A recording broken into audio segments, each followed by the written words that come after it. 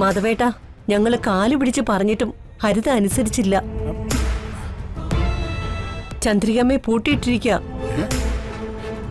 ഞങ്ങളെ പുറത്താക്കി വാതിലും അടച്ചു കളഞ്ഞു.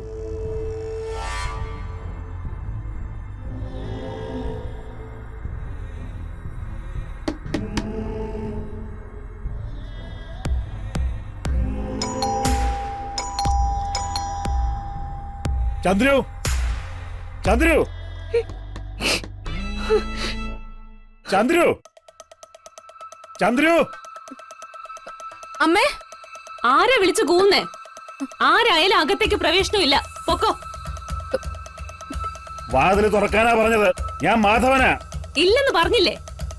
ആരായാലും മര്യാദയ്ക്ക് ഇറങ്ങി പൊക്കോ. തുറക്കാൻ, ഇല്ലെങ്കിലേ ചവിട്ടി പൊളിക്കും.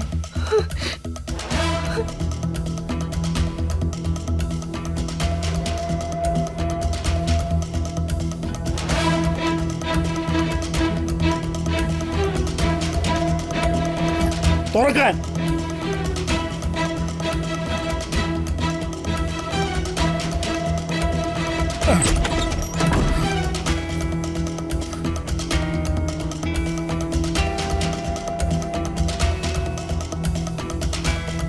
ചന്ദ്രിക എവിടെ? ചോദിച്ചത് കേട്ടില്ലേ? ചന്ദ്രിക എവിടെയെന്ന്? ദേ, ആ മുറിയിലാണ് ഇവള് ചന്ദ്രികാമ്മയെ പൂട്ടിയിട്ടിരിക്കുന്നത്. ഇപ്പോഴാ കാര്യം പിടികിട്ടിയത്. ചന്ദ്രകാമ്മയെ പൂട്ടിയിട്ട വിവരം ഇത്ര പെട്ടെന്ന് അവിടെ എത്തണമെങ്കിലേ അതിന് പിന്നിൽ ഈ നുണച്ചിയാ. കണ്ടവന്റെ എച്ചിൽ പാത്രം കഴുകുന്ന സുചിത്രയുടെ അമ്മ.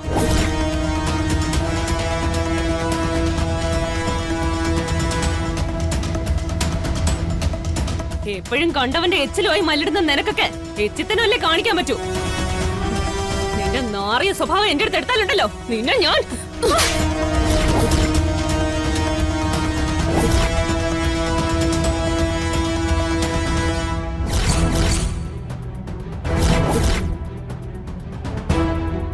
മോളെ,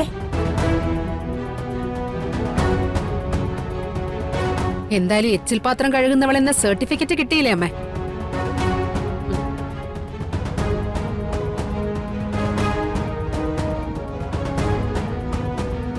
എങ്കിൽ പിന്നെ എച്ചിൽ പാത്രക്കാരിയുടെ കൈക്കരുത്ത് കൂടി ഈ പൂതനെന്ന് അറിയട്ടെ.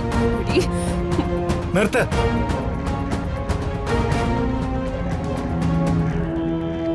പട്ടാ പകല് വാതിലും തകർത്ത് അതിക്രമിച്ച് കടന്നതും പോരാ, എന്റെ ഹരിനെ തല്ലുന്നോ? ഇറങ്ങി പൊക്കോണം.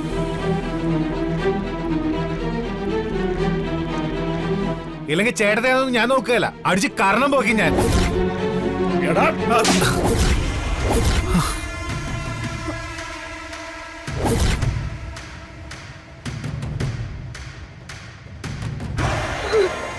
മാനത്തെ കൊട്ടാ